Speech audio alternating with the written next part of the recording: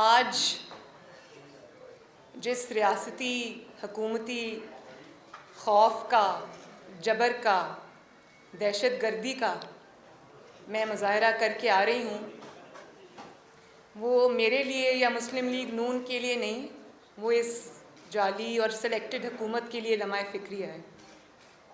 आज जिस तरह पुरअमन और निहत्ते कारकुनों के ऊपर जिस तरह पत्थर बरसाए गए, स्प्रे किया गया और जिस तरह उनके ऊपर आंसू गैस फेंकी गई, जिससे हमारे मुतअद्दिद कारकुन जो हैं वो ज़ख्मी हुए, उनके सर फटे, उनको चोटें आई हैं, मैं इसकी भरपूर मज़म्मत करती हूँ। और साथ ही साथ मैं मुस्लिम लीग नून के कारकुनों को, मुस्लिम लीग नून के उन सपोर्टर्स को जो मेरे साथ इजहार यकजहती करने, मुस्लिम लीग नून की मोहब्बत में, मियाँ नवाज शरीफ की मोहब्बत में जो आज उस जबर का सामना करते हुए वहाँ खड़े रहे, मैं उनको मीडिया की वसातत से सलाम पेश करती हूँ। और आज मैंने पहली दफ़ा ये मुजाहरा देखा है कि एक तरफ से पत्थर आ रहे हैं, आपको एक नैब गर्दी का सामना है, आपके ऊपर आंसू गैस और वो पानी से वो हो रही है, लेकिन कारकुन खड़ा रहा, कारकुन हिला नहीं। तो मैं खराज तहसीन भी पेश करती हूँ, सलाम भी पेश करती हूँ। और जो लोग ज़ख्मी हुए हैं उनके लिए मैं दुआ गो हूँ कि अल्लाह ताला उनको जल्दी सेहत याब करे। और राना साहब अभी फरमा रहे थे कि जिन कारकुनों को अरेस्ट किया है उनको इंशाअल्लाह ताला उनकी जो लीगल मुआवनत है वो भी पार्टी करेगी और उनकी खबरगिरी भी करेगी। इसके साथ साथ मैं अपने जो सिक्योरिटी गार्ड्स हैं उनका भी शुक्रिया अदा करना चाहती हूँ। अनसंग हीरोज़ होते हैं, उनका शुक्रिया अदा करना यहाँ बहुत ज़रूरी है कि जब मेरी गाड़ी नैब के नज़दीक पहुँची तो मुझे नहीं पता था कि उस साइड पे अवाम का एक समंदर है। मैं नहीं जानती थी क्योंकि मुझे गाड़ी में से नज़र नहीं आ रहा था। तो अचानक आंसू गैस और वो शेलिंग शुरू हो गई और उससे मेरी गाड़ी के इर्द गिर्द जो लोग थे वो ज़रा दूर दूर हट गए। मेरी गाड़ी बिल्कुल अकेली खड़ी थी, तन्हा खड़ी थी। इसी असना में सामने से नैब के दफ्तर के सामने से, बिल्कुल सामने से, जहाँ पे बैरिकेड्स लगे हुए थे उसके पीछे से, सामने से नहीं उसके पीछे से, बैरिकेड्स के पीछे से मेरी गाड़ी के ऊपर पथराव हुआ। और इतने बड़े बड़े पत्थर मैंने खुद देखे।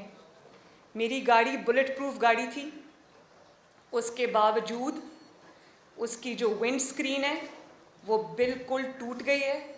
उसके अंदर बहुत बड़ा एक सिरे से दूसरे सिरे तक क्रैक आ गया है। और इसके अलावा भी उसकी छत पे पता नहीं कहाँ से वो पत्थर आए। मेरे सिक्योरिटी गार्ड्स फिर भी बिल्कुल, उनके पास कोई शील्ड नहीं थी, कोई प्रोटेक्शन नहीं थी, वो मेरी गाड़ी के आगे खड़े रहे। तो मैं उनको भी खराज तहसीन पेश करना चाहती हूँ, उनका शुक्रिया अदा करना चाहती हूँ। और मेरे पे नैब ने अगर मुझे बुला ही लिया था, अगर एक मुज़िका खेज़ इल्ज़ाम तो लगाया नहीं, ये मेरे पास उनकी प्रेस रिलीज़ पड़ी है, इनकी जो कॉल अप नोटिस है ये पड़ा है, ये मुझे परसों मौसूल हुआ है, परसों। और मीडिया के ज़रिए बड़े चालाकी के साथ बग़ैर ब्लैक एंड वाइट में कोई चीज़ लाए हुए मीडिया को इन्फॉर्मेशन रिलीज़ की और ये इशारतन ये कहने की कोशिश की गई, जो रंग उसको मीडिया पे दिया गया नैब की तरफ से अनऑफिशियली, कि शायद कोई ज़मीन है जो मैंने सस्ते दामों ख़रीदी है और उसमें कोई शायद मैंने किसी की ज़मीन पे कब्ज़ा किया है। तो ये है नैब का कॉल अप नोटिस, इसकी आप ज़रा स्क्रीनशॉट ले लें।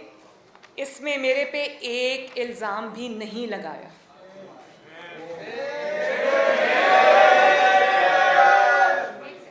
एक सेकंड ज़रा सुनिए।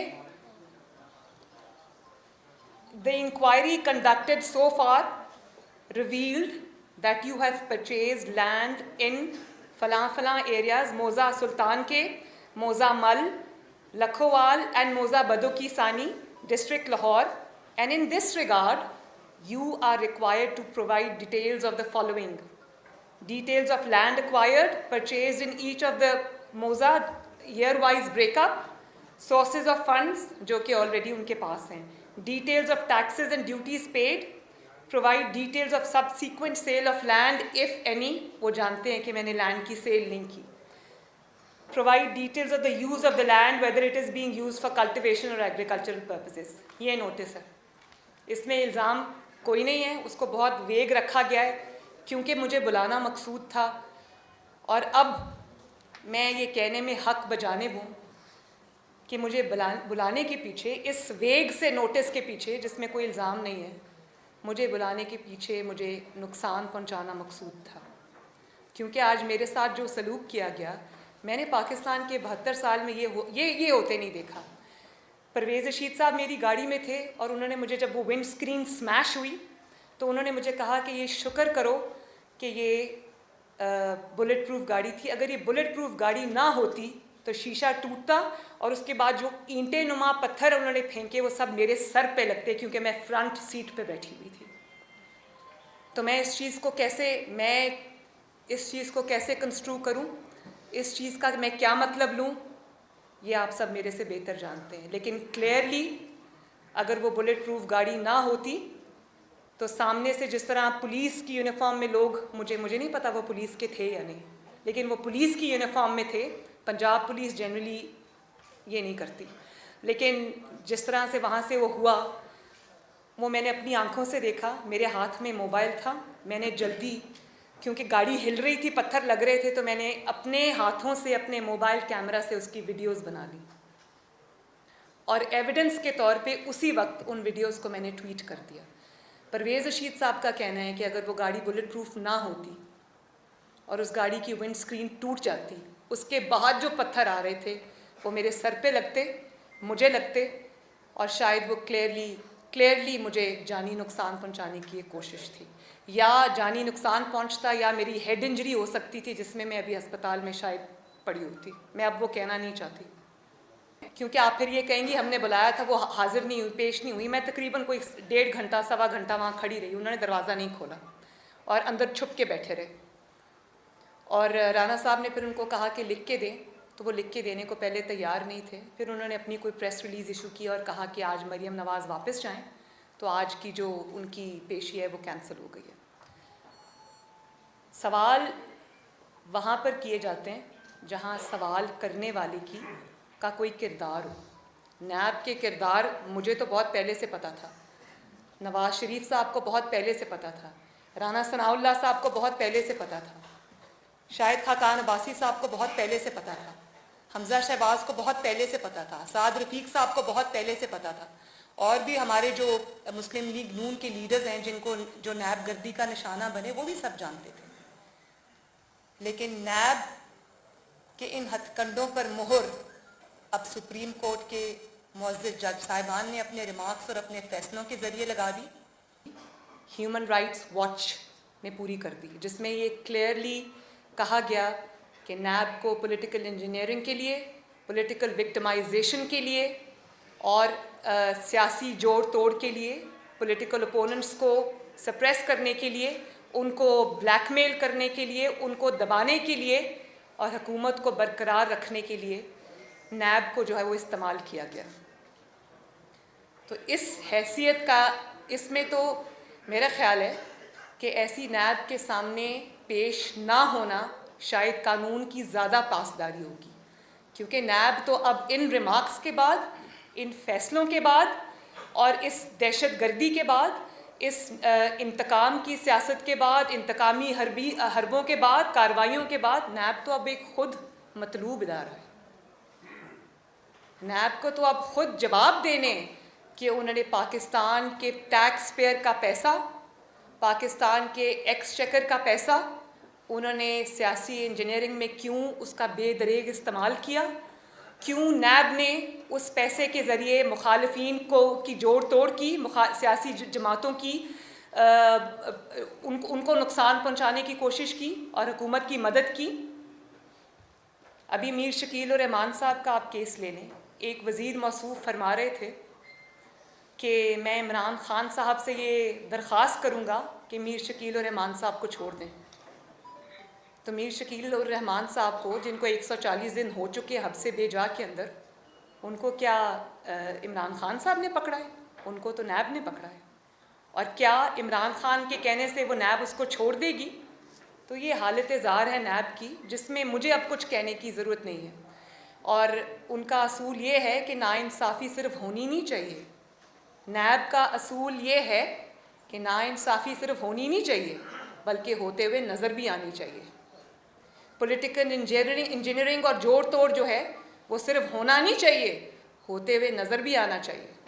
और अब उनका ये असूल है कि दहशतगर्दी नैब की तरफ से सिर्फ होनी नहीं चाहिए, आज पूरी दुनिया ने जैसे देखा कि होते हुए नज़र भी आनी चाहिए।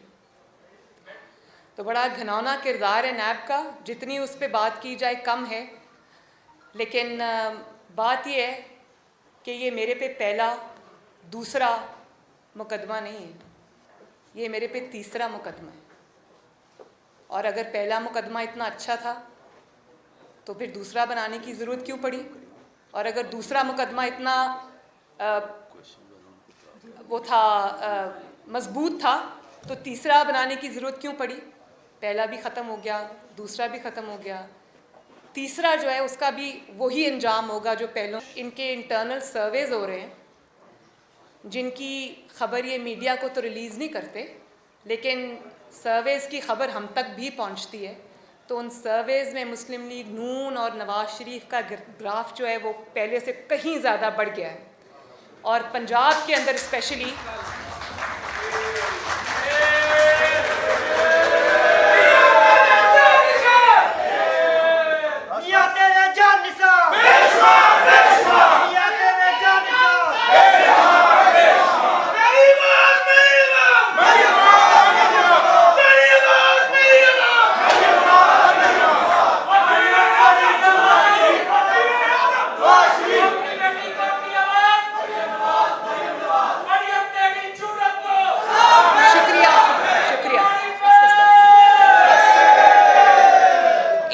इंटरनल सर्वेज हुए हैं, ये उससे बहुत बुरी तरह घबरा गए हैं, पैनिक कर गए हैं।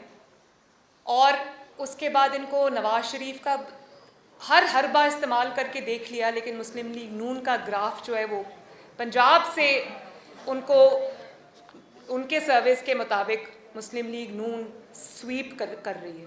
तो ये वो खौफ है।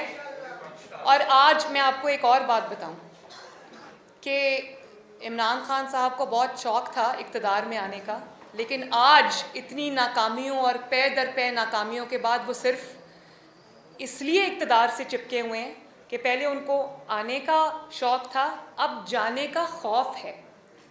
और वो खौफ क्यों है?